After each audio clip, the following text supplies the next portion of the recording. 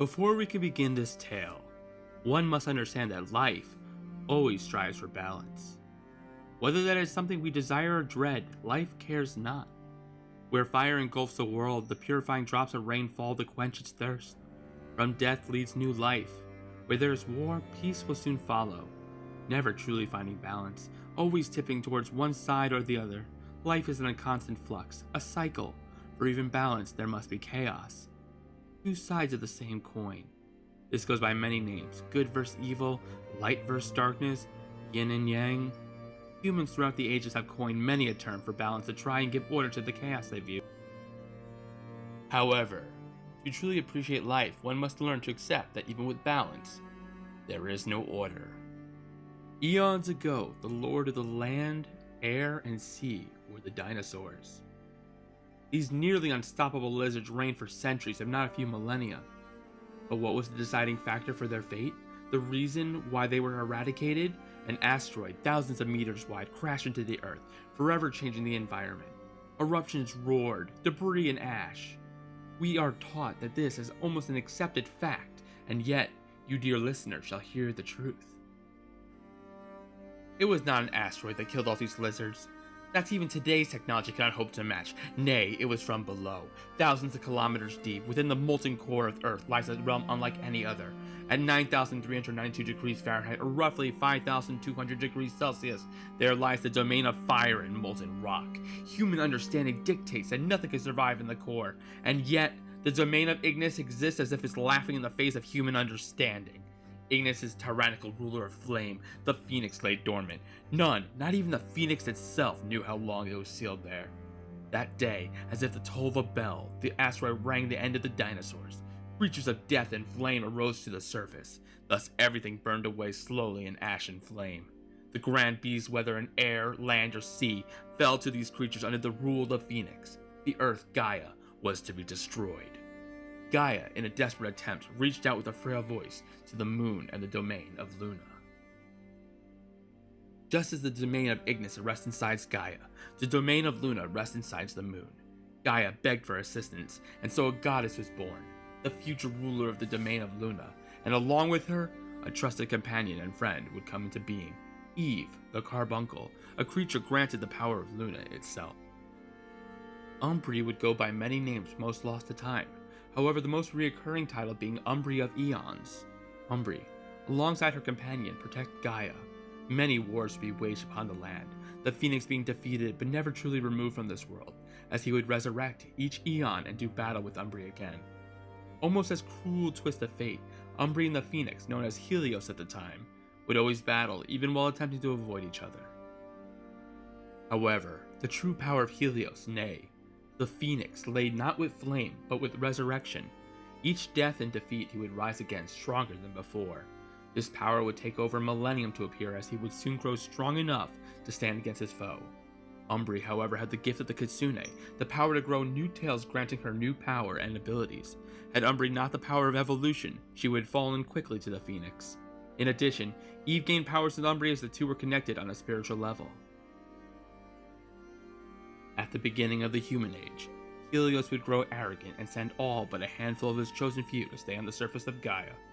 He would go by many names throughout the ages, from Icarus to Usalo to Flare of Eons, while the humans who saw Helios would label him as the devil, a being of pure, irredeemable evil. Umbre would protect those humans, and many would call her their goddess. Through her efforts, Umbre would grow friends with many individuals. Helios' power had grown exponentially and rivaled Umbre's. Aware and concerned of what might happen, Umbre and Eve searched for her power to finally seal the Phoenix permanently. This would lead them to the gates of the grand castle of DimaTheDuchess, a vampire with an unquenchable thirst for power and knowledge. The power you seek does not come without its tolls.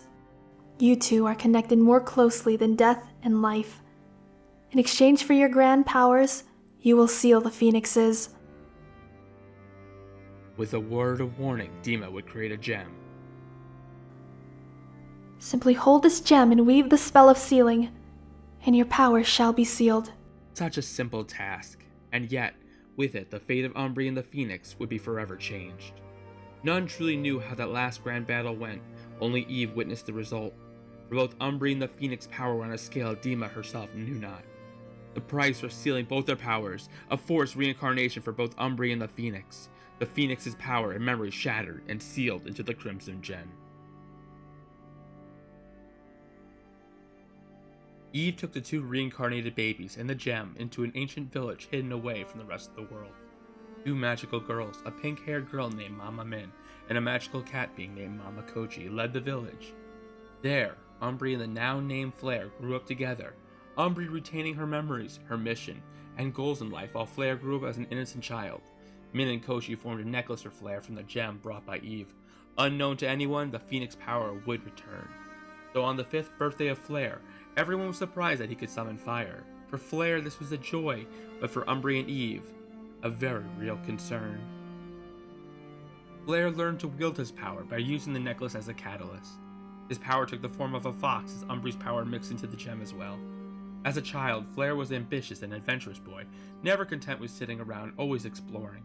At first, Umbre was hesitant of this, thinking that the next trip would be the one to set off his memories. However, she grew fond of Flare, enjoying the time spent with him, the memories that they would share, and both fell in love with one another. The two went on adventures, exploring their new home, battling against beasts from the Phoenix's old reign, and finally striking it out on their own. However, remember, life demands balance, for without balance, Gaia could fall to ruin. The remaining generals of the Phoenix scoured the globe, searching for their long-lost king. During one of Flare and Umbre's adventures, they would happen upon a base of a general in the cave. Planning on killing the general first before removing the surviving soldiers, Flare and Umbre struck quickly, trying to kill the outside soldier before slipping further into the cave. They made their way to the heart of the cave before being spotted.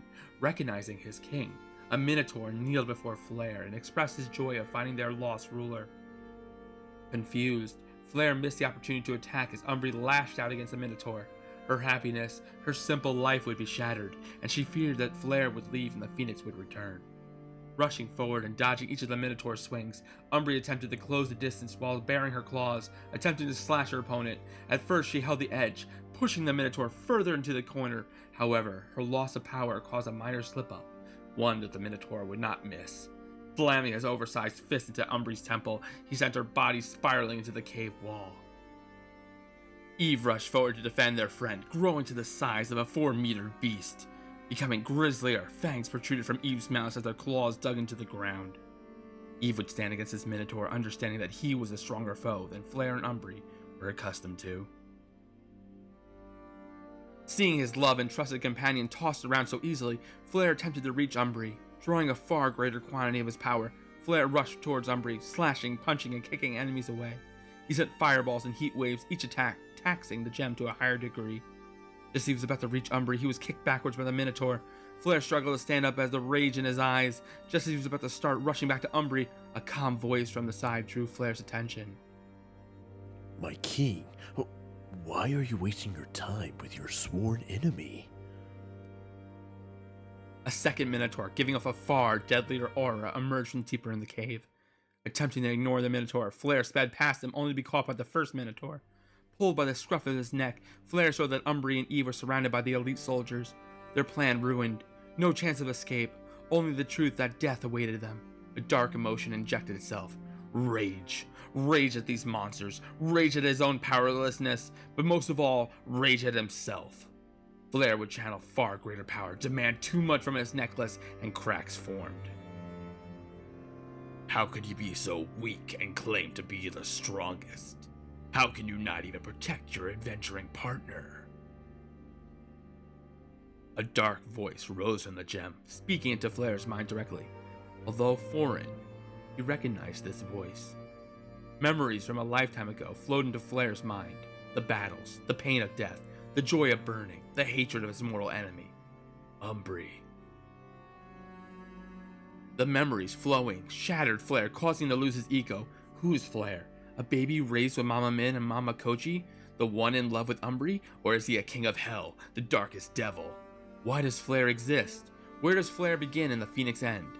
Flare was not betrayed, and yet the Phoenix lost his rightful place and demanded justice. Bursting forth with a power long lost, the Minotaur holding Flare would welcome his king before being wiped out of existence.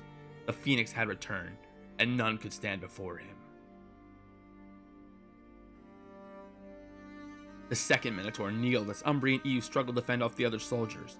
Without missing a beat, Flare, or rather the Phoenix, sped past, almost teleporting to Umbre, pinning and choking her against the cave wall. Eve attempted to attack the Phoenix, but was easily fell to the sheer weight of the Phoenix's presence. Slowly losing himself, Flare would start to wink out of existence. The Phoenix leaned forward to stare into the eyes of his longest enemy. He wished to see the life drain from her eyes. But a simple plea from Umbre would shatter any hold the Phoenix had on Flare. Flare, please, don't go. Don't leave me and Eve alone. I love you. In a great torrent of flame and rage, Flare would rise. He would cast down the shackles of the Phoenix and rise to new heights as a new man. Flare would use his power to take down the remaining soldier, while Umbre's power had finally returned. Together, they would battle against the Minotaur General of Flame. Although Umbre and Flare were still weakened, they were able to defeat the general together. Both Umbre and Flare fell to the ground, having exerted all their strength during the fighting. Eve picked them up and carried the duo out of the cave. After their darkest hour, a new dawn shines past the mountain tops, welcoming the duo to a new age, the age of adventure. I think that should be a good stopping point.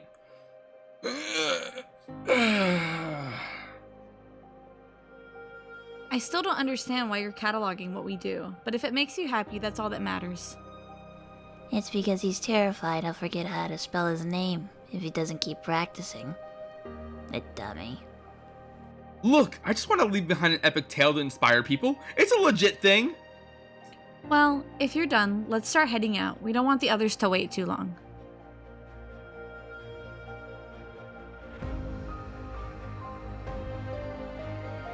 We are the mythic duo, born under separate stars, yet forever tied by fate and destiny. The funny thing about fate is how fickle she can be.